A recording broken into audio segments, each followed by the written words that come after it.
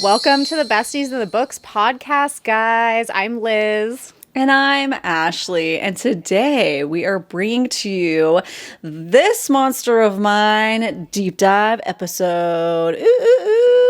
In case you missed it, we actually just recently interviewed the author of this book, Shalini Abeysekara, and we went over all kinds of things regarding what this book is about, what inspired her to write it. So that's our spoiler-free episode. So if you're seeing the title, you're hearing this book name, and you're like, hang on, I don't want spoilers. Well, you're in luck. If you want a taste of what this book is all about, check out that episode. We'll have it linked down in the description box wherever you're listening to this. But of course, as always, like the first 15 minutes are going to be spoiler free. So you're safe for now, but you want to save this to your playlist, read the book, go pick up your copy, and come back to us after the interview and after you've read the book and everything like that. Yeah, people, it's like the more that we do these author interviews and I talk to our listeners, in DMs about when they choose to listen to it, everyone's so different. Like some people like love listening to the interview right out of the gate and then going and reading the book and then listening to our more conversational analysis like today's episode. Other people don't want to know anything. So they like literally won't listen to anything until they've already read the book and then they go and read everything and watch everything. So it's just kind of fun. Like, yeah, people have their different methods. At this point, the book is out on Kindle and paperback, and it sounds like you can get like a special bundle too at some indie bookstores with like fan art and stuff. Shalini was saying, so that's awesome. Yeah. I'm like, how do I get my hands on that? Actually, yeah. I'm like, that's what I want. But yeah, as Ashley was saying, we're going to do our deep dive format today. So for anyone maybe who's new here and doesn't know, that means the first 15 minutes will be spoiler free because we do a little bit of chit chat, faves and fails of the week to get started. And then we'll give our spoiler free basic star and spice rating for this Monster of Mine. We'll give you a warning before we actually start getting into the plot portion and the spoilers. We'll talk about like favorite tropes, favorite characters, least favorite characters, etc. But before we get into all that, we just wanted to say thank you for being here. Thank you guys so much for being here. Whether it's your first time tuning on into us or you've been a devout listener, that's probably not a word, but we're going to go with it. Thank you so much for taking your time out of your day and your book to listen on in. You can make sure to follow us over on Instagram and TikTok at Besties in the Books podcast, as well as everywhere you like to listen to your favorite podcast, including YouTube. So that author interview is a live, virtual, if you will, interview where we're all there video chatting and hanging out. So definitely check that out. Make sure you're subscribed and come hang out. We love to have you guys. Yeah, it's like, one of our favorite things to do, I think, is interview authors. And because of you guys, like it's just opening so many fun doors right now. So thank you so much. It's really cool. And we have some exciting things coming down the pipeline for you. It's so cool. I was just talking to Liz about this after finishing up our interview that like we've had now all different types of author processes on our author interviews, all different types of ways of go about their publishing method or staying indie, what have you. And it's just so cool to see how these books can end up in our hands through so many different ways. It's just really cool to get that background behind the scenes kind of insight. Yeah, I love it. It's really cool. Yeah. Okay, so should we just kick this off with our faves and fails of the week? We haven't done one in a while. Let's do it. Let's go. Okay. How's your week been, Liz? What's your favorite thing about this last week? So mine is ironically like, okay, so this is a quote unquote fave and fail of the week, but this might be technically, I don't remember when I saw it. Okay. I don't remember when I watch movies. Yeah, but like, we're not going to hold you to a date. Yeah, you're like, actually, no, that was the cutoff was Sunday, 8 days Liz. ago. I know. No, mine it's are just both of recent. Yeah, of I was going to say of your, well, but not 3 really, years because your is long. Is a long time ago. What's happening right now? Is your the only time period you know? Yes, it is. But no, mine are both Disney movies. So hey, yeah, here we are. Okay, so my fave of the week is Mufasa. Interesting. An I've been meaning unlikely to talk hero. to you about that. Yeah, go ahead. An unlikely hero. I did not appreciate the live action version of The Lion King. I did not like that movie. Because it's like, why? Why are we doing this? It's like, why? And, you know, honestly, like, I need to rewatch the animated Lion King. I've seen it 10,000 times because it was one of my sister's favorites. I was always more of a princess girly. So for me, I was like, I don't know. The animal movies weren't really my thing. But she loved it. So we watched it a ton. I haven't seen it recently as an adult. So I definitely do need to do that. But, you know, so I wasn't expecting to like Mufasa very well. But it popped up on streaming. And me and my husband were looking for something to watch. I actually really enjoyed it. I thought it was pretty good. Yeah. So that was my fave. Good for you. I didn't like it very much. You didn't like it? Yeah. But I loved Lion King. So it's like the opposite side of the coin here. Oh, I really? watched it. I was like your sister. I would watch it, Lion King, the original, animated, over and over and over. Didn't watch live action because I'm like, why? It was the only thing out during, I think, Thanksgiving or something, because we already watched Wicked. And so we went and watched Mufasa in the movie theater, and I was like, it's too disjointed, but I'm glad you liked it. But overall, it just made me feel kind of sad because it was like, I mean, because obviously you get to, it's like Scar's origin story too, you know? And I was like, dang. That's just, I don't know. It didn't make me feel very good about understanding him as a villain very well. It just kind of made me sad for him and his plight a little bit. But hey, what are you going to do? I felt like it took a turn. I don't want to spoil things, but it was like a harsh turn that like, that's why it felt disjointed. Because I'm like, wait, what? So I know. But I love Scar. So I felt like it was a disservice. Because he's like one of my favorite like villains. Like villains. Yeah. I feel like it was kind of like a switch went off into Villain Town real quick. Like the writers were like, oh no, we gotta wrap this up. We've gone too far. Yeah, exactly. But I enjoyed it still. I thought it was good. It was better than I thought it would be. So that's good. It also helps if your bar is really low. That's true. My bar was pretty low because I really hated The Lion King. My fail.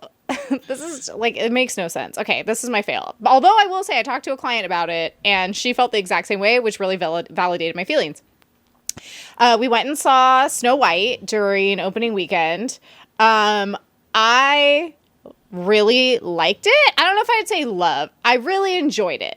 I was entertained by it, but I recognize that the movie is terrible. I've been wanting to ask you and I keep forgetting because I knew you went to see it. So hash it out because I'm like hearing it's just awful. So I'm like, do I want to spend at this point with my family like $70 to go and see this trash movie? I just wait till it comes out on Disney Plus. Probably. Okay. So here's the thing. And like I said, that's a weird feeling to have, right? Where I'm just like, this movie sucks, but I like it. So whatever. But I was talking to, like I said, I was talking to one of my clients who had just seen it and she felt the exact same way. She was like, oh no, this is a terrible movie, but I liked it. I'm like, okay.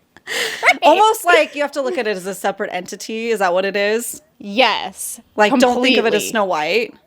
I mean, okay, here's the things. These are the things. I've narrowed it down. There's 3 problems. Okay. I've thought about this a lot. There's 3 problems. First of all, I want to say that Rachel Zegler was amazing as Snow White, and she does not deserve all the hate that she's getting right now. No. Her voice is amazing. After seeing Ballad of Songbirds, I'm just like, oh my gosh. She is an incredible actor. Haven't seen Snow White yet, but yeah. She was not the problem. Okay. I feel like her voice was great, like her acting was great, or her aesthetic was great, like everything was great. Like she's Snow White, live action, you know? Okay, so the problems were 3. These are 3. Okay, so the first one was that how do you say her last name? Let me get the gong. Hang on, you're listing things. Dong, you lose a point. We'll just call her Wonder Woman because I can't remember her last name. Gal Gadot, whatever. Yeah. Oh, you really are getting it out. Okay. She cannot sing to save her entire life existence, and it was cringe. It was cringe as you can get. Boom, you lose a point. Gal Gadot, you lose a point. What's the next one? Number 2. Go in the trash. But like seriously though, I mean like aesthetically, she was the evil queen. She was on point. The person who did her makeup, holy moly, perfection. Like, oh my God, the costumes, everything, great. But even my husband was like, this is like watching Pierce Brosnan try to sing in Mamma Mia. And I was like, yes, that's exactly right. She's just like the female version of that. I love how niche that is. I know. I loved it too. I was like, oh, I'm teaching you so well. You're making references to Mamma Mia. Yeah. Okay, so that was number one wrong thing with this movie. Okay. Number 2, the dwarves were CGI. Yeah. Boom. Now balloons are coming up on our FaceTime for some weird reason. Great. No, the opposite of balloons. Depressing party. Okay, but seriously though, like, it was not a good choice. Like, Disney, you're taking it too far. Yeah. Be normal. Just be normal. Like, those should have been real little people cast. Yeah. In the role. It didn't make any sense. It was weird. Okay, so that was number 2. Number 3, and this to me is a thematic problem that I'm seeing pop up a lot in Disney movies, and I wish that they would stop. It is 100%, in my opinion, okay for feminism and Prince Charming to coexist. Yeah. 3. Boom. Yeah. It bothers me. It's like, you know, Snow White could have done all the things that Snow White did, right? That were so impactful. She survived. She saved her kingdom. She brought back joy and prosperity. She's a good leader. She could have been all of those things and also had a Prince Charming husband who supported her in doing all those things. Yeah. Yeah. So I'm not going to like spoil anything for the movie beyond that, but just know that it's like Disney's going off on their own tangents with the whole like happily ever after trope.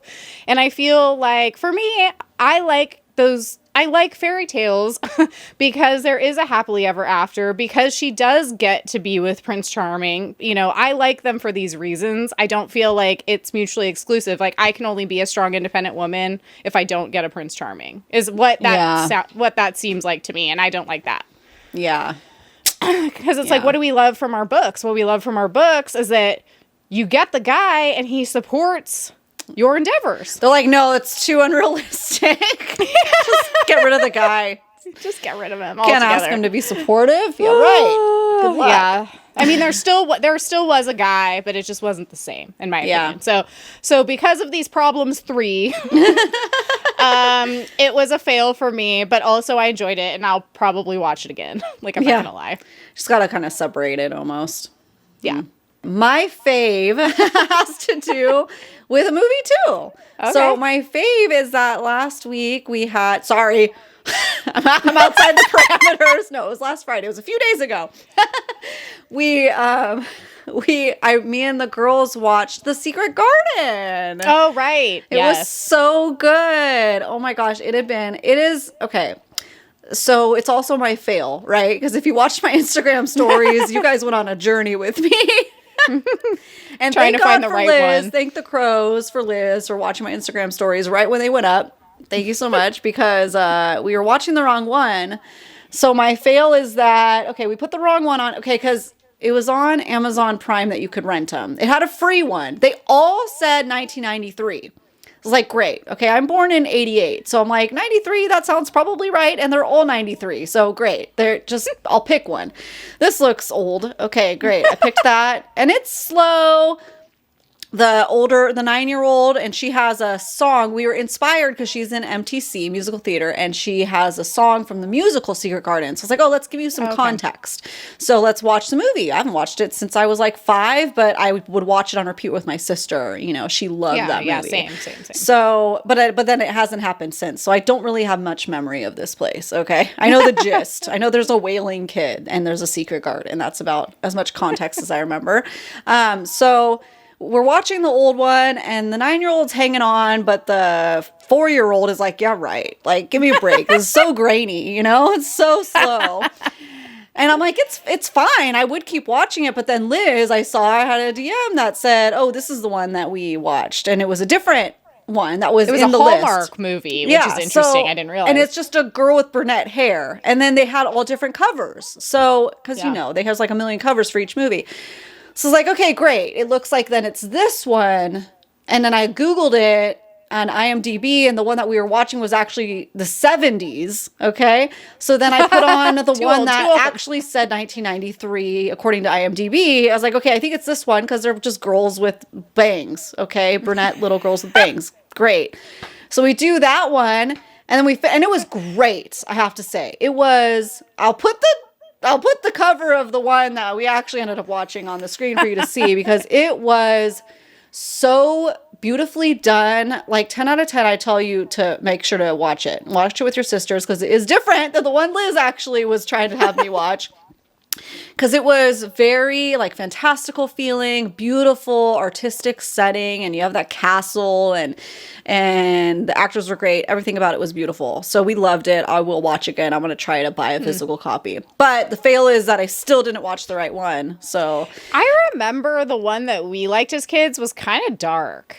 Yeah, I mean, they all kind of are. Even the one that I watched is, okay. You know? But it has that gothic element to it. Like a gothic castle. It is dark. And, you know, the parents are dying, you know, at the beginning. Yeah. So I think the one that you watched and suggested to me is probably the one that I watched too. So I'm going to watch it another girls' night and see, you know, if it's that. Because still, while I'm watching it, I'm like, okay, like because even the old 70s one, it's like the same kind of steps are happening. It's just a different style. So I think that one was 87 or something like that. Yeah. So that sounds right. I'll have to check that out. But I'll have to recommend at least the one I watched. Liz would probably recommend the ones that she watched. And I want to go like on a journey now with my girls of watching those old movies that we loved. So we watched Wizard of Oz when you were here and they loved it. And I've had to put the album on my car multiple times now for my little one. She loves it. And I think so. I had a unlocked memory of The Little Princess recently. Oh my God, I was obsessed with that movie. I was obsessed, but I don't remember it whatsoever. So that's going to be our next movie night because one of her friends had a song from that movie as her, you know, audition song. So it's like, oh my gosh. Instantly put it in my phone. It's like, we got to watch this. I have like an anciently old, I'm like, I don't even know where it is. I'll have to look. It might be in the garage in a special like container because I have some of my kids' books in there. I have like a super old copy. It's not even called The Little Princess. It's called Sarah Crew, which was her name. I think before they like rebranded it. I don't remember exactly how it worked. But it was my mom's copy, I think, from when she was a kid. That's crazy. Or something like that. I don't know. It was like really old. Maybe it's not that old, but like she literally gave it to me and it's like, I'll have to like dig it up and see. That's where cool. It is, but I've never actually read as an adult that book. So I don't know. Yeah. Mm-hmm. Or The Secret Garden either. Have you read The Secret Garden? No. Yeah. Crazy. But it was nice because my 9-year-old had read like the first few chapters. And you had to fill in the blanks of the 1970 movie because there's not a lot of talking. And I'm like, what's happening here? And she's like, oh, so this. So that was helpful. Yeah. But just don't watch that one. It's older, you know. Oh, good times. A stroll down memory lane. That's why we're also a millennial podcast. Yeah. You know? Totally. We're giving you guys the nostalgia vibes, we hope. So, okay. So the reason why we're here today. Yes. Is to talk about this monster of mine. Yes. So let's do that. Let's give our basic star and spice rating spoiler free. Yeah. Okay. You want me to start? Go ahead. Okay. So this monster of mine, I gave it 4 stars. This is, in my opinion, a really great examination of the pitfalls of the justice system as told through a magical, more fantastical murder mystery. And because of the fact that I thought the themes were so complex and interesting and the world was so immersive, I thought it was really well done. So 4 stars. Yeah. Beautiful. Yep. Beautiful. And then I was kind of discussing this with Ashley a little bit ago. I would probably rate it a 1 spice. It's a very slow burn, like throughout the entire thing. You get a little bit of spice, but it's not super intense. So I mean, it would be like a max 2, but that would be pushing it, I think. So I think Yeah. 1 is probably a bit more accurate. 1 to 2, depending on your taste. Your levels. Yeah. Yeah. But there's definitely nothing when it comes to like the spice that would be, in my opinion, like considered to be like triggering or particularly intense or anything like that. So very low. Yeah. Yeah. Yeah. And the frequency is obviously low. It's got that slow burn. So yeah, definitely. I agree with that. My spice girl. So I was waffling back and forth on my star rating here. So between 4 and 5, and I'm going to land on a 5-star because I'm still thinking about this book and processing and digesting and loving it. The only reason I would attempt to give it a 4 for me personally is just because, like, you know, maybe I'm not that smart because she uses really big words a lot of times, and that's not her fault that I'm a dummy. No, but like, you know, I'm reading this on, we got arcs of this, and that's really just part of it, is that I didn't have my easy access thesaurus on Kindle just to look up some of these words. So for me, I can get stuck on, okay, what's this word mean? What's this word mean? But you know what? It exposes me to new words and I figure it out. And once I get into it, I'm into it. And so once I got past the initial, you know, flow of writing and the world building, then I was hooked. And those last 100 pages for me is what really brought it up to a 5-star, because it's kind of like when you're in the trenches, are these side quests going to go somewhere? We talk about that a lot here on our podcast now that we've been traumatized. And when they do, you know, I feel like I'm still remaining spoil free, then it's, perfect. It's great. So I wouldn't change a thing about it, and it's still in my head, and 5 stars. Boom. Yeah, I feel like the best way to describe it is like, I like to be completely immersed in a world that like is very different than our own.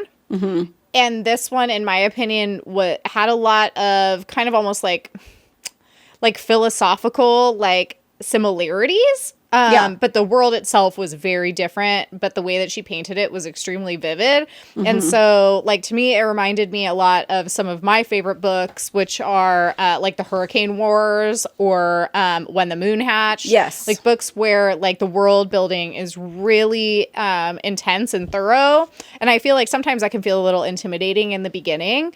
But it, you know, I always tell people just keep on going because the payoff is always worth it. Yeah, that's exactly right. And that's exactly what I was feeling reading it. So Liz, Hurricane Wars is like a top for her book of all time. That particular book, I had a difficult time because of the big words, you know, it's been a while. I'm a little rusty from my AP classes, you know, so it's still a book that I love. So for me, what the difference is I just resonated with this character and the story more compared to Hurricane Wars. Not that I'm trying to like make all these comparisons, but just to give you guys some context. So for me, that's what brought Monster of Mine to a 5-star, is because the main characters and the plight versus what Hurricane Wars, how I felt. That's all. Just vibes. Yeah. Okay, so should we just get into the spoiler section? Yeah. Caca. I don't know what else to do now other than make crow sounds. So you guys, that's your warning. The crows have become really popular over here. Yeah, I love them. I'm glad you do too, guys. I'm going to force it on you if you don't. Just so you know, that means spoilers are up ahead. So at this point, if you are wanting to read this book and want to save this to your playlist to listen to later, now is your time to skedaddle, go on, and come back later. So you can hear what we have to say about our favorites, least favorite parts, tropes, like all that stuff. Yes. So let's do it. So and 5-sentence summary. Should I get the triangle out? Dude. It's been a while. I mean, get whatever you decide you want out, because Casio keyboard. Let's go.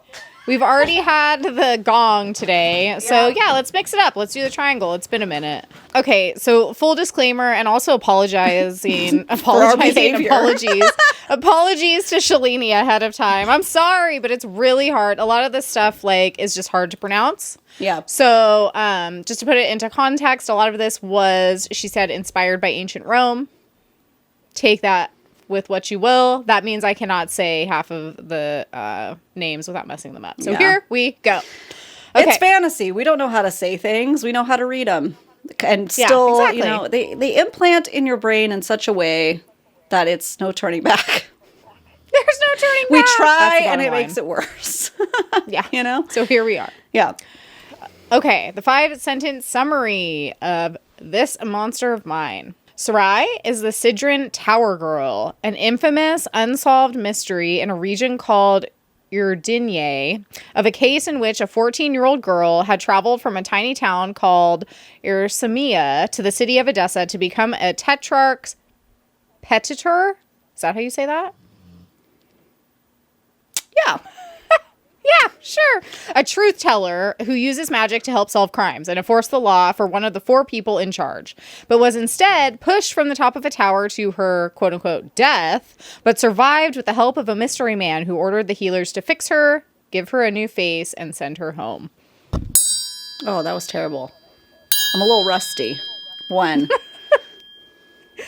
Sarai has almost no memory of what happened to her 4 years ago. She uses magic to keep her scars hidden most of the time and works as a barmaid for an unsavory man who pays her very little in order to save the money to go back to Edessa to join her best friend, Cicere, to try again to go to the university to become a petitor, but also to gain enough knowledge to enact revenge on the mystery person who tried to kill her. A man named Telmar comes to Sarai's small town and discloses the information that tuition is no longer a requirement to become a petitor because so many of them have been mysteriously dying lately. So the city is in dire need. Sarai runs away immediately to try to become one. 3. See, that was a good one. Yeah. Sarai becomes a petitor for Tetrarch Kadra, who is supposedly the quote-unquote evil leader who everyone else hates and wants to get rid of, whose father was also evil. But over time, they slowly fall in love, and she realizes that he is a pariah because he is actually interested in justice, and the rest of the Tetrarchs, including her best friend Cicere's alias, I can't say his name. How do you say his name? Okay. Alias? Yeah. Alice are secretly involved in a scheme to protect the city's people with Scuda, or lightning shields, because of their erratic weather. But really, they're in the pocket of the Metal Guild, who cheaply produces these Scudas that actually do nothing, but sometimes explode. 4. 4. Okay. Sarai begins deeply investigating this conspiracy and is afraid that in doing so, she might uncover that Kadra was in on the scheme to kill her 4 years ago because she learned this information, and subsequently to kill all the other petitors who've realized what's happening. But in the end, she discovers that Alias and Tulis were the ones conspiring with the Metals Guild and killing everyone, and Cassandane and Kadra were not in on it, so Kadra kills Tulis, and Sarai, quote-unquote, serves justice at the trial by burning Alias and proving the Scudas were faulty. And then she and Kadra live happily ever after once she learns he did not push her off the building.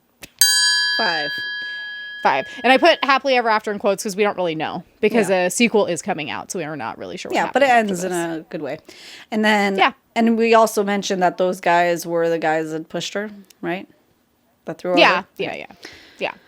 Basically, it was all part of a conspiracy that she overheard as a 14-year-old, and then because these guys suck, they literally just pushed her off a tower.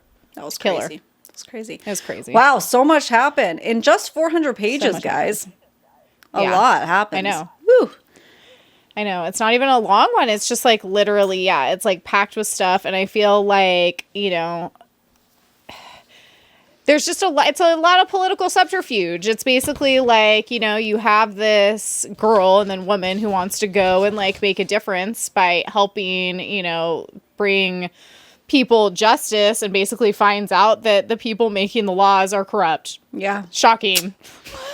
Yeah. Shocking. But it helped. Except for the one guy who everyone says is evil, but it's because he's actually trying to do his job. Yeah. What a surprise. Yep. Oh, he's painted propaganda. Huh? Propose. Yeah. Circle back to Hunger Games. Yeah. So, okay. So why don't we just talk about the tropes for a little bit? Okay. So what were 3 of the tropes that you loved from this book? Enemies to lovers, baby. Loved that. And listen, it comes up later. You don't know this is going to happen. This is a sneaker trope that is a nice little treat. And it's touch her and die vibes. Uh-huh. Loved that. Like, you see it, you're hoping, and then it's like fully confirmed. Okay. Enacted. Yeah. Yeah. Mm-hmm. And then I did love the justice being served trope. Yeah. What about you? Yeah. I put enemies to lovers, obviously. Yeah. But then I put, because this was very unique and different than other things that we've read, I put murder mystery Yeah. and government conspiracy. Love that. So, yeah, if you love a little bit of, it's like the Game of Thrones kind of subterfuge stuff. Like, if you're into that, this is great for that, for sure. And then, let's see here. So what was one of the tropes that you hated from this book? That was hard for me. I have it blank still. I was trying to think, and I couldn't. Give me yours. What's yours? I said it was too slow of a burn for me. Oh, yeah, you don't love that slow burn.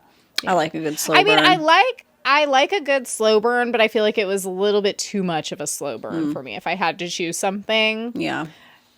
Yeah, like I prefer my books more in like the 3 spice range, usually. My romantasy, you know what I mean? So that's fine. We'll see. It's like, because there's going to be a sequel coming out. She wasn't able to say when exactly, but it is in the works. We might get a little bit more of that romance stuff going. Yeah, it's a first book. You can't have it all. You can't give all the milk away to the cow. I don't know. Something. Can't give it all away up front. Yeah, make them work for it. Yeah. So I guess it was completely necessary. So I wouldn't take it out, but it drove me nuts. But it was meant to, so that's okay. But I did hate the friends to enemies. But that's not because I would take it out or anything. Like, it literally has to be in there, and it made me scream out loud. But that was okay. Well, yeah, it's just because, like, her supposedly best friend sucks. Yeah, but it still sucks to see, Yeah, totally. Yeah, so I guess I'll go with that. Yeah. So what about a microtrope that stood out to you, good or bad? Oh, special keepsake memento, i.e. the ribbon. Loved that. Oh, the ribbon. That was so cute, too, because, like, what did he have? Like, didn't he have something, like, written by it or something? I can't remember. Yeah, now I don't remember. I literally read it last night. Great. But yeah, when I read it, I was like, oh, that's sweet. Cute. Yeah. Yeah, I didn't put that together. And then when she figured it out with her, when she got her full flashback back, I was like, the ribbon. Oh, the ribbon. He kept it. Oh. I could just see him pining over it, day and night. Like... Yeah. How awful. He thinks he's helping this person because he wants to do that. It's his life mission, right? To actually be serving justice and help people. And he sends her to her death. Gosh, that sucks. What about you? Mine was runes with magic. Oh. Yeah, I like that. Yeah. I like runes with magic. It gives Throne of Glass. I appreciate that kind of thing. Love a good rune. I love a good rune. Who doesn't? I also put, I love a good disguise, because it's like technically she's not in disguise, but she is. Yeah. And so I did like that. It was very like secret undercover kind of level stuff. And I appreciated that. Hiding in plain sight, gotta love it. Yeah. So what was your favorite part of this book? Ooh, Sarai plunging into Helvis's mind and finding out the truth about the Petador's death, and then kind of like playing dumb after. I loved that because I was like, what's happening right there? Because it happened so fast. That whole scene was crazy. So I loved that whole scene. What about you? That was really good. Sarai killing Alias in the same way that Kadra had her bring justice in her first case. That was so good. Such a good full circle moment. Yeah, like I love how she's like, throw another log on. Yeah. Throw another log on while he's burning to death. Like, that's pretty crazy, but like it was a awesome revenge moment. Yes. For real. Very satisfying. But I did like that she talks about how she's supposed to feel this joy and satisfying moment from that revenge, but she's just blank and empty getting it done. Does that make sense? Like, as readers though, we're like, we'll feel it for you, but as like in truth, it's like sometimes that revenge is very empty and like, this is still horrible.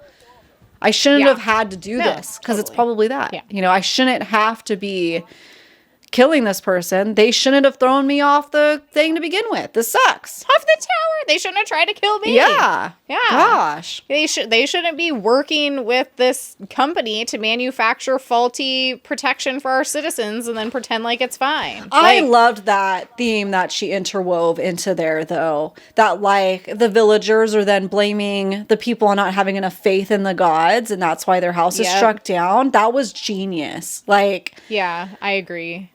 that was great. Well, because it's like it's like, it's very, like I said, it's very like mirroring of real life without being like overtly calling things out. Yeah. You know what I mean? It's like this idea that, you know, they have these crazy lightning storms, and the way to protect their houses from the lightning storms is to have these skutas, which are basically just lightning rods that someone had designed specially to like absorb the impact so that their houses didn't all burn up in lightning fires or whatever.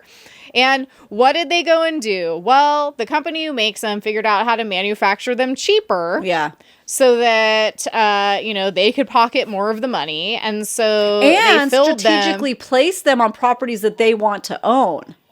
Yes. It's like this whole crazy conspiracy. Yeah. But is it crazy? Because this kind of stuff happens all the time, right? And so, of course, then the government officials are in on it. Yeah. So they're like, oh, yeah, okay. Yeah. Yeah. And so, you know, the whole thing is that your Skuta will work to protect you from the lightning if you have enough faith in the gods. Yeah. So don't blame me. So don't blame me for not having enough faith. Yeah, exactly. So it's a very easy scapegoat for them to be like, it's not our manufacturing problem. It's not any government conspiracy. Like, it's literally you don't have enough faith. That's why your house burned down, and that's why your people died. Yeah, and people are so, and she's trying to get that evidence, but people are so believing in it so much that they don't want to give it up because they're scared. Well, what if this person's wrong? What if it is protecting my house? Oh, it's just... Well, and as we found out, anyone who starts sniffing the trail, dead, gets killed anyway. Smushed. Dead. Smushed. Yeah, smushed. Yeah. So yeah, smushed under the bookcase. Whatever. Yeah. But yeah, thrown off the freaking tower, then smushed. And then put under the double bookcase. death. Oof. Yikes. But I definitely feel like I agree with you. That plot was very well thought out, very thorough. It all makes sense. All the loose ends tied up perfectly. Yeah. Very satisfying. You're getting satisfying because the loose ends are tying up, and because it's just satisfying to be able to read about some justice being served. Yeah, like, world. Oh, okay, these people who did this bad thing actually got what they had coming to them. Yeah. Interesting. Yeah. What a rarity indeed. What a rarity indeed. So what about your least favorite part? Again, necessary, so I wouldn't change it, but golly, it was so hard reading her friend Cicere leading her to her doom. I was so stressed. Because I knew it, right? From the, help our friend Anek, like, he's gonna be, or sorry, help my friend Anek, they're gonna be like, you know, something's gonna happen to them. Come to this tower, follow me blindly, even though I'm not your friend, clearly, anymore. Yeah. So that was brutal, because it's like, oh, it's the tower, oh, she's getting flashbacks. I mean, it was so necessary, everything that ensued thereafter, but, oh, man, it's like, how do you do that bit? But, and like, she explained in the interview, Shalini explained, like, that sometimes a person is that deeply invested in whatever belief system, whatever thing they're wrapped up in, that they can't see things for what it is. Meanwhile, the friend thinks that friend, you know, Cicere thinks Sarai is the one that's deluded and brainwashed. It's like, Well, because it's like, you know, the cognitive dissonance that's created by realizing that your entire worldview is wrong is really hard to accept, you know? Oof. And that's what you're watching that character go through. So I agree. It's like completely necessary, because I think Cicere really represented a lot of how real people would act in that situation. Yeah. You want, you know, it's like, in an ideal world, you want to believe that, you know, your government leaders, especially when you're working with them as closely as they do have the best interest of the people the forefront of their priorities, and to find out that none of that is real, it has to be very disorienting. And it's not something that can just snap. It takes people that leave cults specifically takes a lot of deconstructing and oftentimes therapy to unlearn so much of that. So yeah, totally. What about all I put for my my least favorite part was finding out that it's, of course, in capitals, a shitty government conspiracy. yeah. Because it's just like, but I mean, obviously it was necessary to the plot. It was excellently written in a way that was very believable, and that flowed well. But at the same time, it's like, it makes me so mad. Yeah, it just sucks that it's so easy to believe, I guess, because of the world that we come from. Yeah, exactly. I think that's what it is. It's so believable. Yep. Yeah. So, favorite character? Oh, dreamy Kadra. Yeah, so he seems like your type. He does seem like your type, though, to me. He's he's getting up there. Yeah. That's good. I love that for you. It's like, so Shalini kind of mentions a little bit of inspiration from like giving the Darklings some justice. And that now that she says that, I'm like, oh, I'm on it. I'm going to eat this up so much harder because like I was so, we all know how I felt about Shadow and Bone at this point. Like that was not the way I thought the story was going to go. He was in the right. Like he needed to restructure. This is like I'm making it my own like fanfic now of Justice for the Darkling. I'm sure it's out there like officially because like, dude, they just went back. Whatever. I'm not going to spoil Shadow. Yeah. Don't read it. I'm going to spoil it. Don't read Shadow and Bone. It doesn't end up how you think it's going to. But he's definitely he's making his way up there. He's making his way downtown. Making his way downtown. Loved him. Okay. Loved his broody, quiet, angsty Justice. Hero, like a little bit of a Batman vibes, but without the rich I could see that. Family past. It's just like the brooding type of Batman. Yeah. What about you? Who's your favorite character? Sarai. Yeah, she was great. Yeah.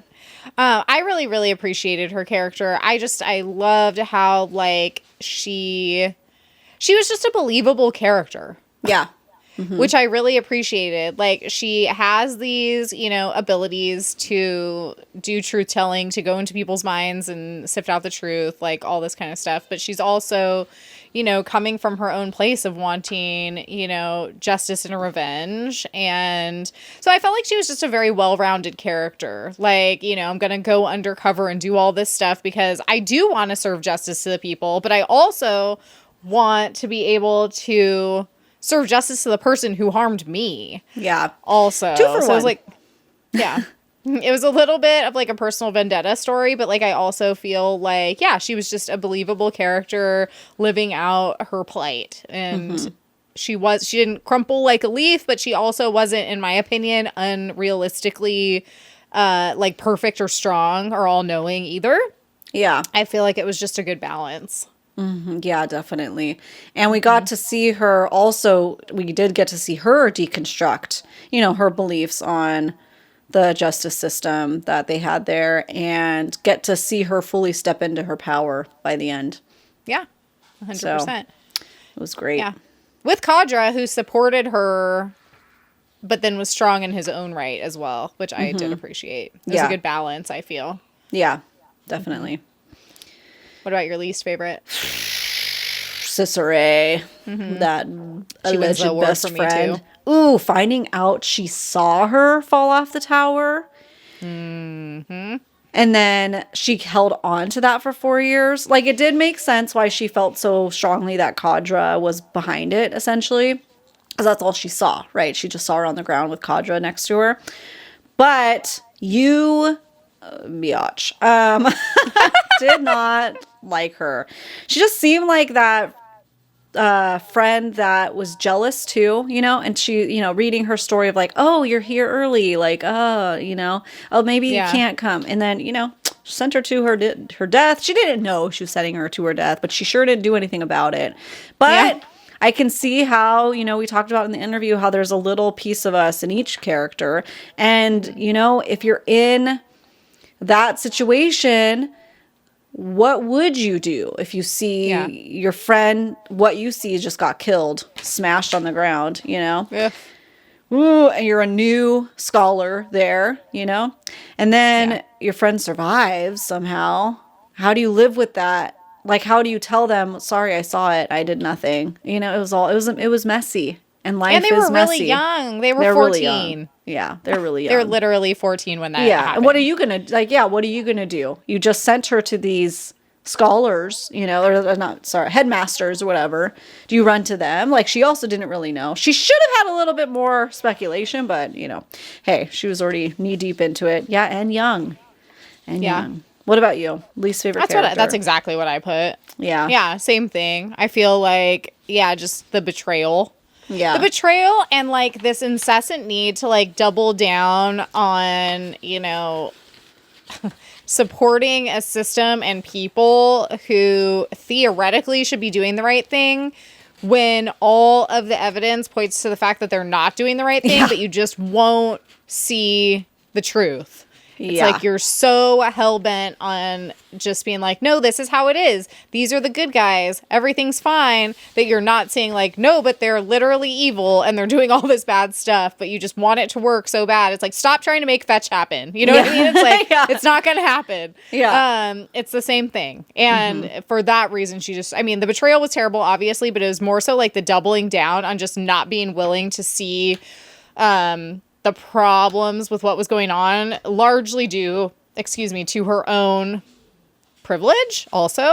Yeah. I think that was another piece. She came from like a pretty well-off family, it sounded like. Like, she was very shielded. She got to go to the university easily. Like, it was not a struggle for her. So it was easier for her to just trust the powers that be than challenge them, because she knew that she'd be a shoo-in to live out her life perpetuating the same problems without having to realize that there's any problems. Yeah, it's true. Oof. Yeah. So she was definitely my least favorite. Yeah. Do you have any notable quotes to share with the class today? Look at me. I'm getting better. I do. I'm trying to make it a point anytime I'm like, ooh. So I have a few, but they're brief. I don't need pity, she muttered. I have none. His voice held no softness, but I won't hold you to the standards you hold yourself. I ask many things of you, Petitar Sarai, but I will not ask for perfection. Beautiful. Also, I have, the law is a game the powerless play and lose. Okay. I just laughed out loud. He's killed Tetrix Hulis. Killing, Kadra snarled. He isn't dead yet. Yeah. Like, I laughed at that too. Yeah, I laughed at that too. Like, in the middle of it, stop interrupting me. That's how I read it. Very sassy. And then the last one I wrote down is, she pulled the ribbon from her hair. Here, I'll come back for that. And then you'll know it's me. Ooh, that was when he was sending her off to the tower the first time when she was a 14 little pup. Okay, what about you? I highlighted a lot. None of them are very long, though, so I think I should be able to share them. We'll allow it. Okay. We'll allow it. It is difficult to have to convince others of your humanity. She stared at her shaking fingers on the railing, inches from his. Not just being human, but being worthy of all the accoutrements of humanity. A roof over your head, fair compensation for your labor, and justice when a wrong is committed. So, like, just to survive, like, isn't enough. Like, I really, really appreciated that. Yeah. Here she says, quote, the law allowed everything but justice. Yeah. I was like, well, that's it in a nutshell. Something Kadra said to Sarai that I really loved. I'm saying that there is nothing wrong with your rage, and I will stand behind you when you choose to exercise it. Yeah. So, it's like, Snow White... Prince Charming could have said that to you, and we would have appreciated it. Hello. Yeah. Okay, so this was one of my favorites, too, if you're just trying to get an idea of the tone of the book. She'd known that the law served the needs of the powerful. Truth and fairness were only raised for crimes by regular folk. When the wealthy butchered their way through life, the only words used were, quote, necessary and, quote, profit. Justice was a game of who could tell the better story in court. Ooh, yeah. Yep. So that was a good one. And there's, this was interesting. There's a quote that just says, the public will believe anything about a mad woman. Specifically. Yeah. Justice was a mirage. So you guys can kind of see a lot of the themes that are being told throughout. And I did want to give a shout out to the dedication at the book too, to the quiet but dangerous girls who seethe at injustice. May they never see us coming. I loved that. Yeah. I thought that was great. It's just a good reminder too that like books like this, like art is such a great way to be able to, you know, tell a story that's impactful while also making sure to address some of these themes that are really important for real life too. Yeah. Yeah. For sure. So we talked about the spice a little bit, the slow burn, if you will. So what did you think about the spice? More, less? It was good. I liked it. I felt like it was good. Yeah. I especially liked that it took a while because everybody was instantly throwing those rumors onto her. You know, oh, he must just have her up there because, you know, it's what a lot of women in positions of power everywhere but deal specifically positions of power maybe that are going up the ranks. And that's what is the number one rumor. What is the number one rumor of our last president elect was, oh, she slept her way to the top. You know, so that is essentially the rumor that's building for her. And so I appreciated that, you know, we saw that wasn't happening and it happened when on their terms, when they were ready to. So, yeah. Yep. I thought the spice was good, but I would have personally preferred a little bit more. But that's just my own issues. Yeah.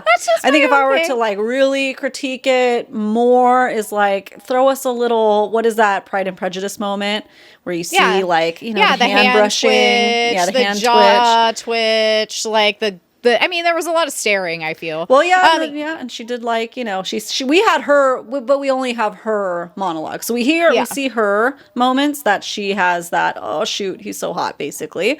You know? Oh, darn. He's evil, but he's hot. I think we could have had a couple closer moments before that were more tension heavy. Sexually. I agree. I agree. So, you know, we found out in the interview that we will be getting a sequel soon. She said that they're working on it right now. It's already written. So will you read the sequel? Yeah, I will. I did feel like it ended in a very satisfying way. So I was like, oh, great, cool. You know, thinking the story's done. But if she has more stories to tell, absolutely. You know, and the prequel that she mentioned is, you know, in a works as well. That definitely intrigues me. She said there's a little teaser within the book about what that alludes to. So I loved that, a little Easter egg. Yeah. I love a good prequel, you know? I'll definitely read them too. Yeah. Like, I agree with you. I feel like this wrapped up great. Like, it could very easily have been a one-off. But yeah, I'll definitely read a sequel. I want to know more about their story. And the prequel really intrigues me as well, because I feel like the world is it's getting built and it's really immersive. And so the more information we have, the better. The more books, the better. Keep them coming. The more books, the better. Yeah. Yep. Yeah, for sure. So do you have any other things you would like to add to this discussion of this monster of mine? That's it for me. I'm so happy to be given this opportunity to read this arc and dive into this world and interview Shalini about this book that she wrote. Is beautiful. Yeah, Enjoyed I agree. It. Yeah, what a nice treat. And it was very different. I feel like it was very different from other things that we've read here. Yes. And so I really appreciated how unique it was as well. Definitely, for sure. Yeah. So should we just wrap this up with a smash or pass real quick? Let's do it. Well, mine is you have to choose one. Great. As we've determined are always my favorite. These. I do. I'm going to make mine that now. Okay, good. I'm going to make you pick one. They're super unhinged. Go ahead. Okay. Mine is Smash or pass a gross prince. Okay, so you get to choose. These are the animated versions only, okay? Animated only. Okay. Between Prince Philip from Sleeping Beauty. Oh, okay. Okay. Prince Florian, because apparently that's his name, from Snow White. Yeah. Okay. We have balloons on the screen again, Great. guys. Okay. Prince Charming from Cinderella. I guess technically his name's Henry. I didn't realize let's do F, marry, kill then. Because easily. I have 4. Oh, okay. Well, okay, keep going. I already have my answer though, but go ahead. This was easy. And then the prince after he transforms from the beast. Yeah. Easily Prince Philip.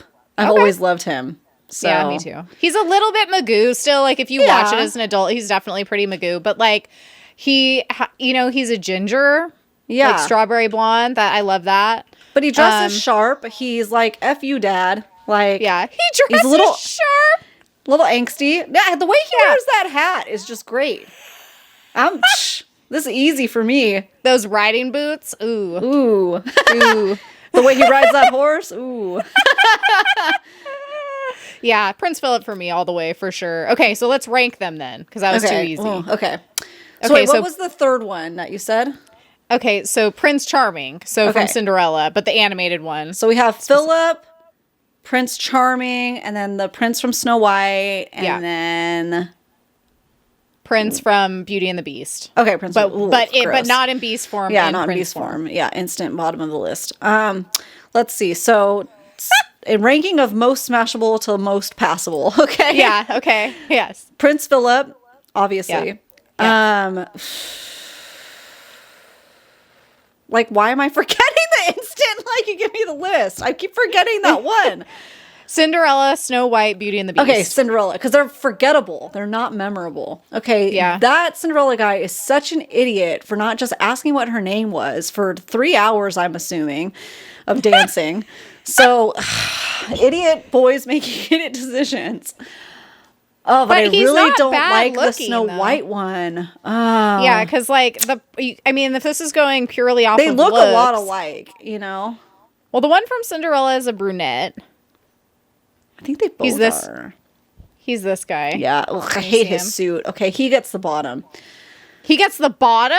Oh, but Cinderella? I really don't like the Snow White one. See, those 3 are the hardest. Okay. Show me the Snow White one again. I really, no. He's bad, I feel. I'm going to go with the Beauty and the Beast prince after he turns out of his beast form. Because at least he's buff, I guess. Like, look at the, guys, look at the face. Yeah, absolutely not. It's also like the 1950s. You know who it's giving? It's Superman. It's giving Snow White. He literally looks like Snow White with shorter hair. He does.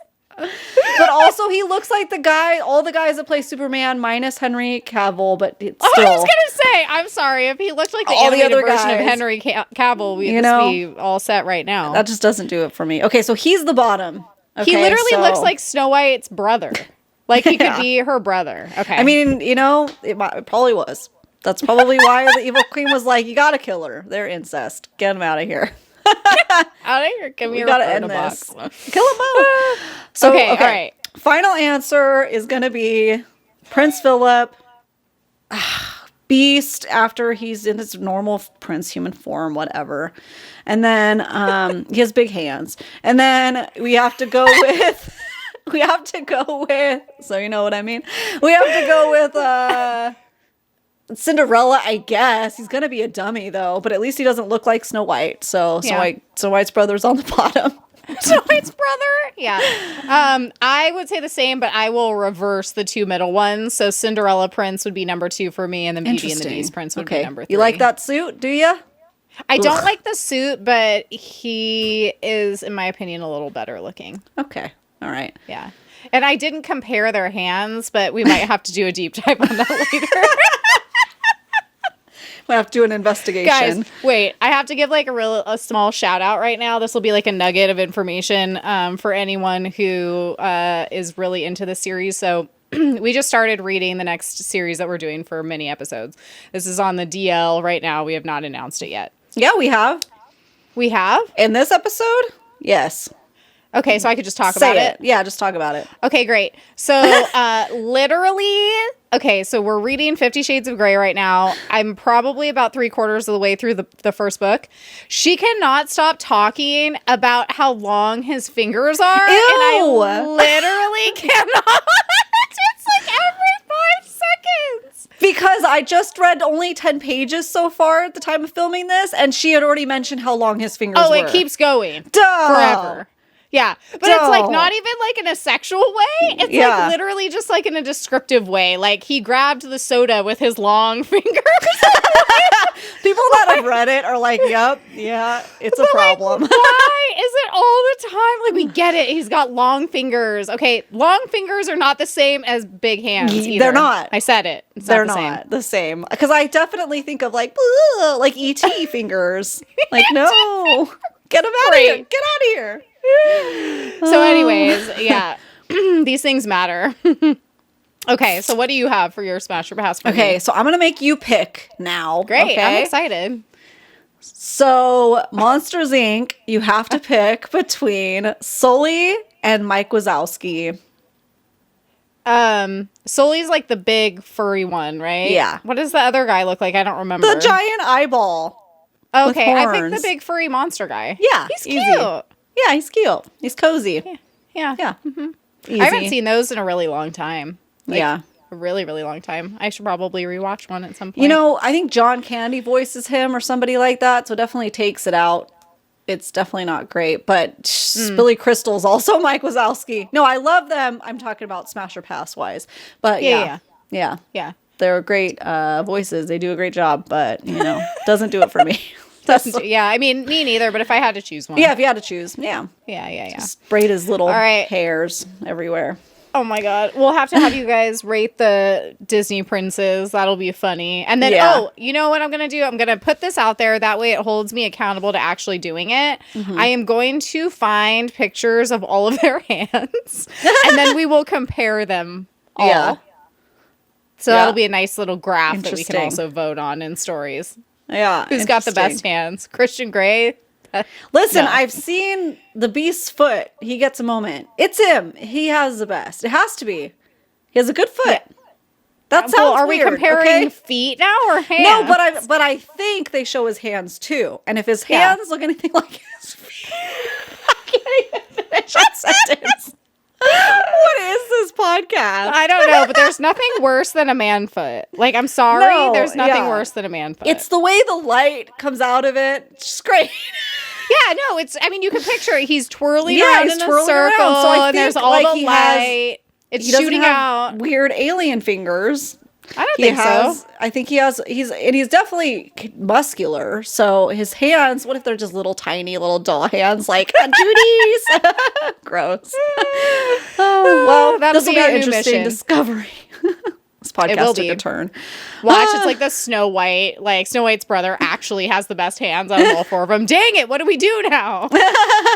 Then you'll have to, so I'll raise you a hand and tell you do animated in one slide and now live action in the next. Well, yeah, except for we didn't get a Prince Charming in Snow White. Now we've gone full circle. Want. Yep. Okay. Disney. Well, there's somebody out there that's played a live action. We'll just have to pick one. Probably, I'm sure. It's James Marsden, probably. Yeah. He plays everyone. Yeah, because Snow White and the Huntsman, it's the Huntsman. There is no Prince Charming in that one either, huh? Yeah, they just want to eliminate him from the canon for some reason. I don't know why. He was a dull dud. I get it. He was. Yeah, we all understand. Yeah. Okay. All right. Well, that's enough of that. Thank you guys so much for tuning in to us today and listening to us get weird, quite frankly. Yep. We appreciate you. Go pick up your copy of This Monster of Mine. Yes, do it. Anywhere you get your ebooks or get your physical copies, shop some of those indie bookstores, check out their online websites too. Let's support some indie bookstores too as well, please. And you can follow us over on Instagram, TikTok at Besties in the Books Podcast, and make sure to follow and subscribe anywhere you like to listen to your favorite podcasts, including YouTube. And you guys, we'll see you next Tuesday. Bye. Bye.